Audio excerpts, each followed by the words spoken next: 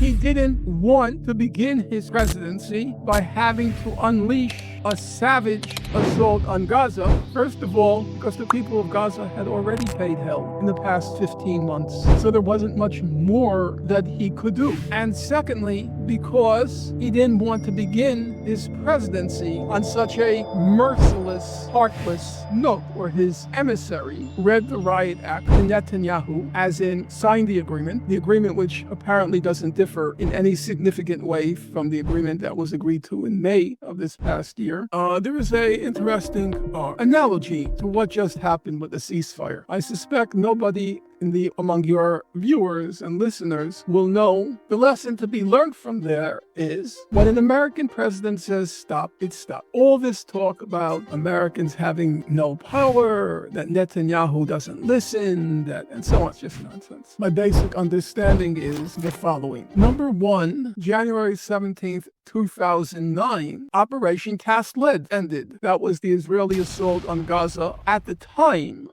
it seemed like a very large assault. From December 26th till January 17th, what Amnesty International called 22 days of death and destruction. And you know why it ended? It's an interesting story of great relevance with the recent developments in Gaza. It ended because President Obama was going to be inaugurated president. And he didn't want this sideshow in Gaza to distract attention from his coronation. And so he told Israel, end the attack, and it did. Very obediently, it did as the master ordered them being Israel, to do. In the current situation, as you will recall, about a month ago, President Trump announced that if the hostages were not released at the time of his inauguration, there would be all hell to pay. Now, having said that, as you know, there are two components to the ceasefire. One is the mutual hostage exchange, the thousands of hostages that are being held by Israel versus the 100 or less hostages currently being held by Hamas. There's the hostage exchange, but there's also a second aspect. That is the promise of admitting humanitarian aid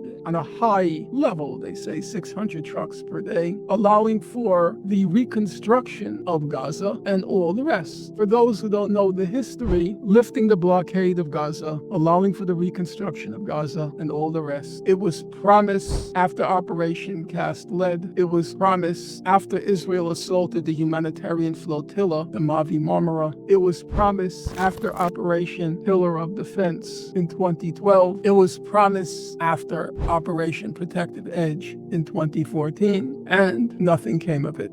As at the time of Operation Pillar of Defense, the defense minister was Ehud Barak, and he said they were signing an agreement to end the operation, these high-tech killing sprees. They were signing an agreement, and it included a ceasefire plus the lifting or the easing of the blockade. And at the time, Barak told the other Israeli officials who were debating whether to sign the ceasefire plus the end of the blockade or the easing of the blockade, he said, quote, "A day after the ceasefire, no one will remember what is written in that agreement." I think that's absolutely correct. I think after the ceasefire and the exchange, the mutual exchange of hostages between Israel and Hamas, all the promises about admitting humanitarian aid and allowing for the reconstruction in Gaza, all of that will vanish like snow in a spring sunshine. It won't happen.